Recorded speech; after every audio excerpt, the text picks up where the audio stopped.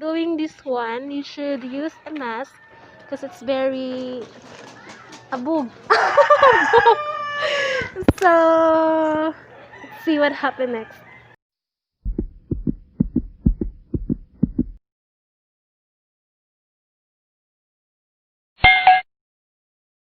Yes, hello mga langga. So today's vlog, so I'm gonna show you how to make a recycled kaang.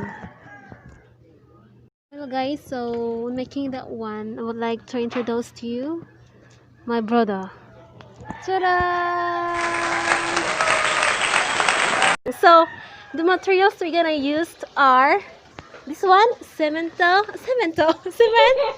and old garment. So first thing you do is put cement and water. Yeah. So just mix it. Coca-Cola. Coca-Cola? No, it's not Coca-Cola. It's canal. So pila ka kuan? How much? Pila ka? Isa measurement ana, Brad. Isa measurement. As long sa kadapaan mo Tuan. kanang tila kusan na imong semento. Ah, so kung unsa ka dak so the bigger the garments you use, the cement you're gonna use. Oh my god, what English is that? Oh my god. Okay, and then what happened next? Oh, it's so very abog. Okay, mix it well. That. Mix it well. And then Then okay, use the old garments. The towel is very dili na siya magamit. So and then mix it well in the water with cement. Yeah. Okay. It looks like ew, but let's watch out what happened next. Yeah, it's ew. Okay, and then where are you going next? Okay. We're gonna use a former or hulmahan sa Bisaya. So, muna siya hulmahan. Hulmahan. sponsor Sponsored by Alberto's Pizza. Alberto's Pizza. Wow, it's like no Alberto's Pizza. So, mukha ni mano yung sige, uy. Sige, sige. And then, okay, then so it's guys, this man is very kind. You can follow his YouTube channel soon. We're gonna make isoy the choy. Okay, and then you're gonna put it balancing. Are you sure it already balanced good? How to make it balance? Wait. Sorry. Okay. So to make it sure balance. Okay, hold the ended one and then move it. Okay, adjust it better.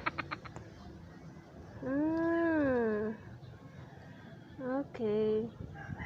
So this called a first step 1. So pila ka steps mo humanday ni? Tagagahe sa minto imong kanan imong baydan. Ha? Tagagahe niya baydan. 1 month.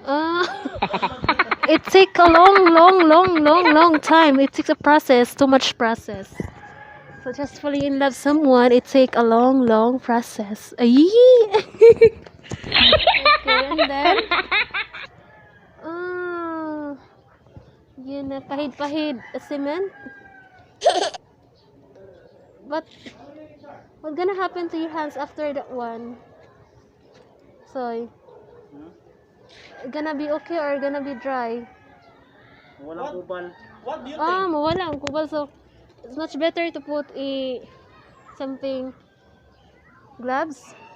Is it a one? Okay ra mag gloves. Kara. Aw dili. Dili gid siya. Kay naman tibugol. Ikamot-kamot gid siya kinahanglan kamuton gid ay. Shout out ko ni Baby Loves niya. Ano ni Baby Loves niya sa? Si Inday Giselle. Ay. Shout out mo na. Okay. Shout out ka sa Panday Baby Loves. Eh. Baby Loves. Okay. Okay guys, nami sa ka-watcher guys. Tara. Oh, audience mo. Tikpak-pak na siya daw. Shout out ko sa Baby Loves. mo subscribe sa akong YouTube channel sa phone. Ma-share mo ha.